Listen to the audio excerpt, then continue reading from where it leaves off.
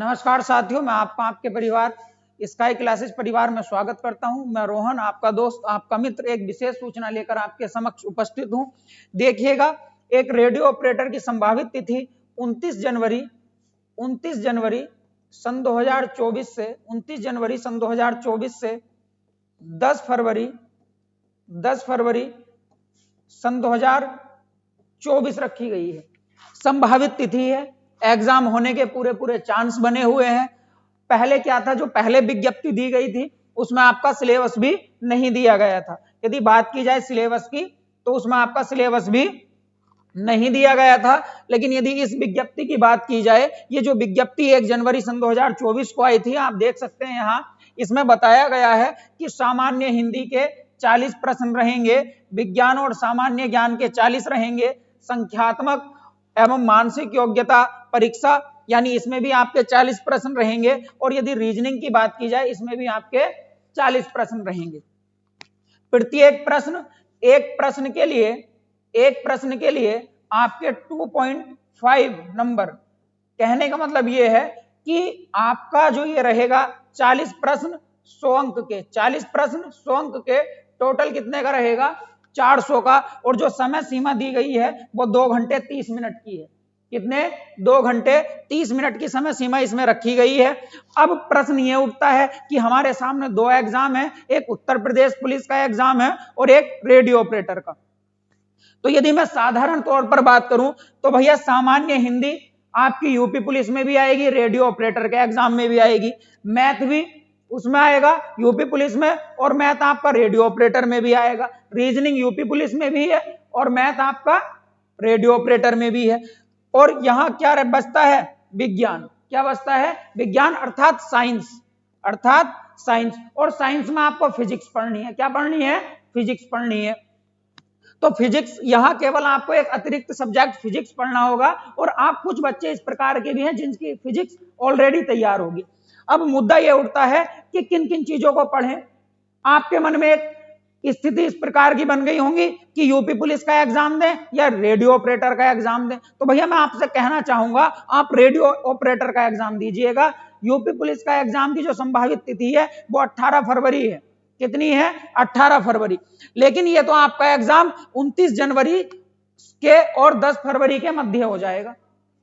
आगे देखिएगा, यदि इसी के अंतर्गत और बात की जाए तो यहां साफ शब्दों में लिखा गया है कि प्रत्येक सही उत्तर के लिए 2.5 अंक। कितने अंक?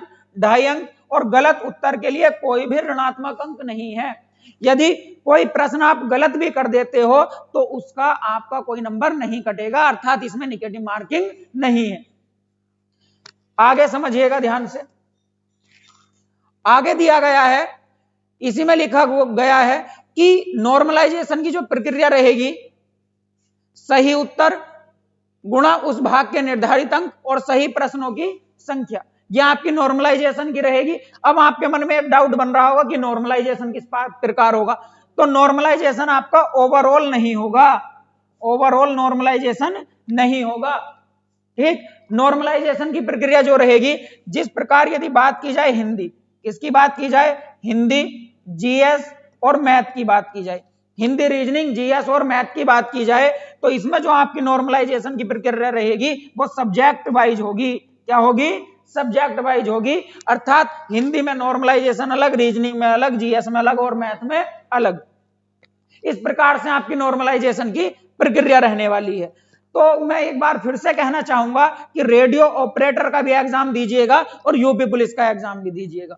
आगे लिखा हुआ है कि जो अभ्यर्थियों की रेस्पॉन्स शीट होगी, अर्थात आंसर की होगी, वो आपकी 3 दिन के अंदर अंदर आ जाएगी। जब आप एग्जाम देने जाओगे तो वो 3 दिन के अंदर अंदर आपकी ओएमआर शीट, यानी जो आपकी आंसर की है उसको ओएमआर शीट से आप मैच कर सकते हैं। आगे समझिएगा, सबसे बड़ी बात है, यदि बात की जाए हिंदी की, किसकी बात की जाए भैया?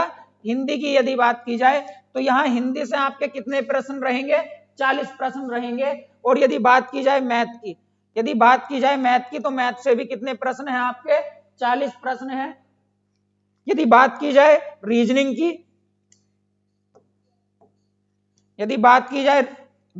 तो रीजनिंग से भी कितने प्रश्न रहेंगे? तो ध्यान देना, रीजनिंग से भी कितने रहेंगे?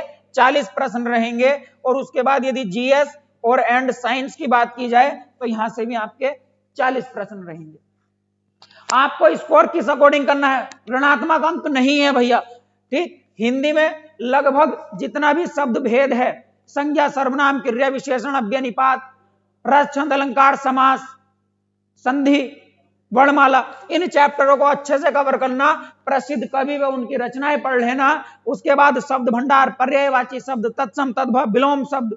ठीक, और जल्द मैं आपके लिए हिंदी की एक बहुत अच्छी महामैराथन क्लास लेकर आऊंगा जो आपकी रेडियो ऑपरेटर के लिए और उत्तर प्रदेश पुलिस के लिए काफी बेनिफिट रहेगी। आगे यदि बात की जाए मैथ की, तो मैथ में कुछ चुनिंदा टॉपिक हैं, उनको आप पढ़ना।